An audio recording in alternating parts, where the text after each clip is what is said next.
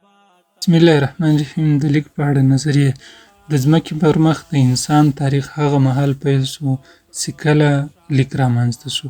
د مدنیت پر لور د انسان تر ټولو ستره لاسته راوړنه د لیک ایجاد ده. دا د ویل ډورانټ نظر ده. لیک او لیکنه ټولنیزې او فرهنګي غوښتنې لري، په دې معنی چې د زده کړې لپاره یې زیار پکار ده. لکه د خبرو په شکل په خپله نه زده کېږي یا له ټولنې څخه نه ترلاسه کېږي، بلکې د هرې ژبې د لیک د زده کړې لپاره موږ مجبور یو تر څو د هغه لپاره زیار وګالو. لیک او خط د ژبې اصلي برخه نه ده، بلکې ژبه تر لیک ډېره وړاندې او د انسان له پیدایښت سره سم رامنځته شوې ده، خو لیک بیا وروسته ایجاد شوی ده. لیک د عقل بند دی. دا د افلاطون نظر ده. دغه راز اقلیدوس وایي لیک هغه روحاني هندسه ده چې له جسماني وسایلو سره څرګنده شوې ده. بوډلف وایي لیک د پوهې او علم بند دی. د لیکونو تحول او بدلون. د تاریخ په اوږدو کې لیک ډېرې لوړې ژورې لیدلې دي چې په لاندې برخو کې ډلبندي کېږي.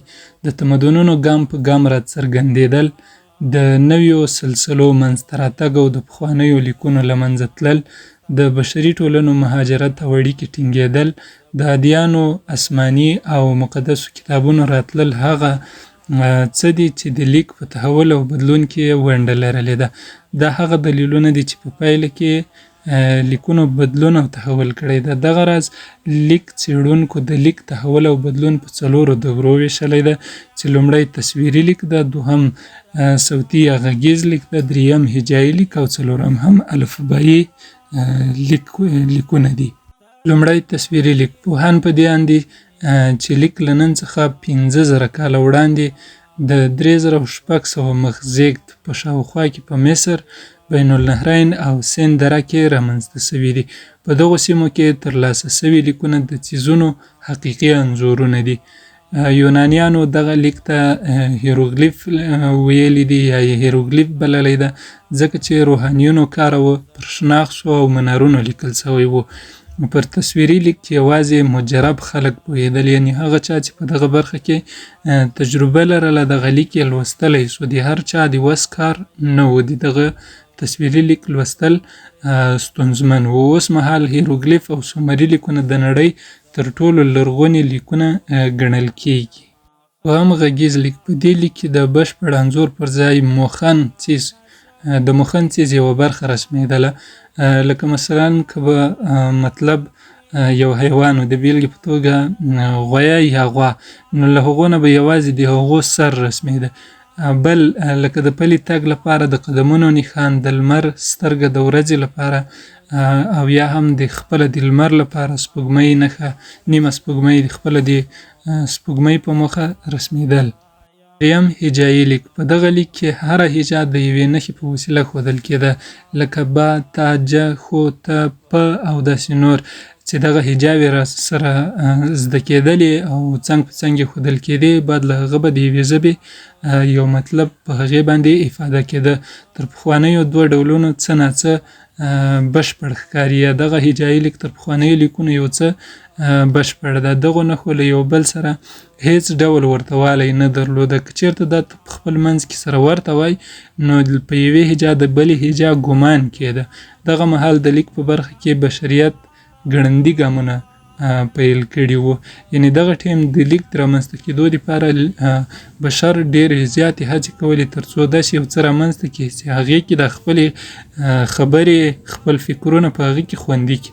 دا ډول لیک لومړی ځل د بین النهرین اړوند سیمو کې رامنځته شوی، او دا لیک لومړی ځل سومریانو په 3500 مخزېږد کې رامنځته کړی چې میخي هجایي لیک بلل کېږي. دغه میخي لیک 600 نښې لرلې چې وروسته ډېرې ژبې هم په همدې لیک باندې ولیکل سوې، یعنې 600 هجاوې یې لرلې، لکه پورته چې موږ او تاسې په با، تا، جه او نورو نښو کې د دې مثال ورک.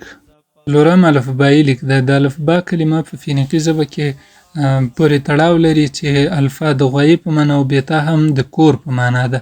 الفبایي لیک د لیک د تکامل وروستی پړاو ده، یعنې دغه اوسنی لیک ده. د هجایي لیک سختې زده کړې الفبایي لیک ته لاره هواره کړه.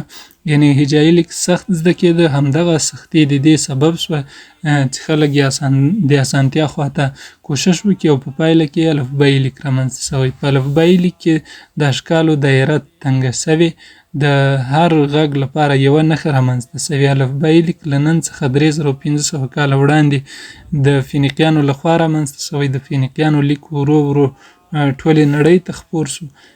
بله ډله پوهان بیا وایي چې له میلاد څخه 1300 کاله مخکې د مصر په سینا کې سیمه کې الفبایي لیک رامنځته شوی. یعنی د دغه نظر له مخې پوهان په یوه خوله نه دي چې الفبایي لیک یا فینیقیانو رامنځته کړی او که مصریانو رامنځته کړی. او فینیقیانو دغه لیک د مدیترانې سمندر ختیځو سواحلو ته ځان سره له مصر نه راوړی. دغه الفبایي لیک هغه وخت 22 نښې لرلې چې د پخوانیو په پرتله یې زده کړه ساده او اسانه وه. د لیک ډولونه: لیک چې د لیدو وړ نښو، نښانو، علایمو او سمبولونو په وسیله د ذهنیاتو او تفکراتو لیکلو او ثبتولو ته ویل کېږي.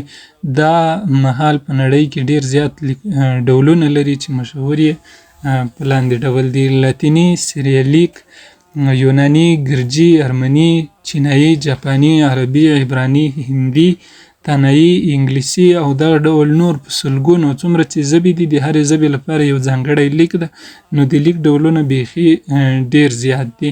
دغه لیکونه بېلابېل جهتونه لري یا له بېلابېلو خواوو لیکل کېږي، لکه له کیڼې څخه ښۍ خواته لاتیني، سیریلیک، یوناني، ګرجي، ارمني، مصري، سنسکریټ، سلاوي او نور لیکونه دي چې دا له چپې نه ښۍ خواته لیکل کېږي.